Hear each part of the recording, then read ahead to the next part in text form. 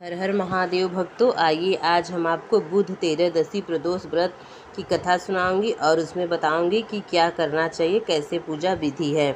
तो चलिए जानते हैं पूजा विधि। इस व्रत में दिन में केवल एक बार भोजन करना चाहिए। इसमें हरी वस्तुओं का प्रयोग किया जाना जरूरी है।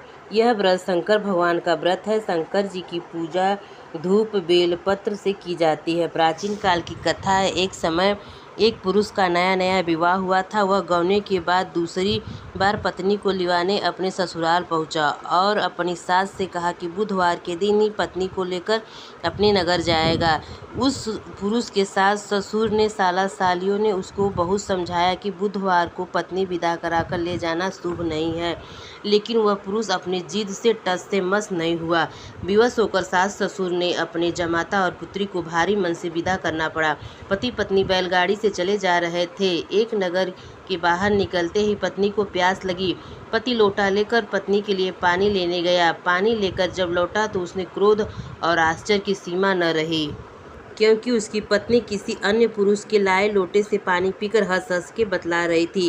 क्रोध में आग बबूला होकर वह आदमी उससे झगड़ा करने लगा, मगर यह देखकर उसको भी आश्चर्य की सीमा न रही कि उसके पुरुष की शक्ल उस आदमी से हूबहू मिलती थी। हम सकल आदमियों को झगड़ते हुए देखकर काफ़ी देर हो गई तो वहाँ आने जाने की भीड़ एकत्र हो गई। सिपाही भी आ गया। सिपाही ने स्त्री से पूछा कि इन दोनों में से कौन सा आदमी तेरा पति है, तो बेचारी असमंजन में पड़ गई, क्योंकि दोनों की शक्ल एक दूसरे से बिल्कुल मिलती थी। बीच राह में अपनी पत्नी को इस तरह लूटा देखकर उस पुरुष की आंखें भर आई। वह शंकर भगवान से प्रार्थना करने लगा कि हे भगवान, आप मेरी और मेरी पत्नी की रक्षा करो। मुझसे बड़ी भूल हुई जो मैं बुधवार को पत्नी को विदा करा लाया। भविष्य में ऐसा अपराध कदापि नहीं करूँगा।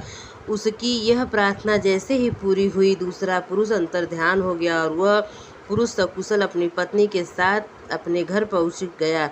उस दिन के बाद पति पत्नी नियम पूर्वक बुधवार प्रदोष व्रत रखने लगे। भोले बाबा की कृपा से उन दोनों की मनोकामना पूरी हुई। ऐसे ही भगवान सबकी मनोकामना पूरी करे। बोलिए उमापति महादेव की।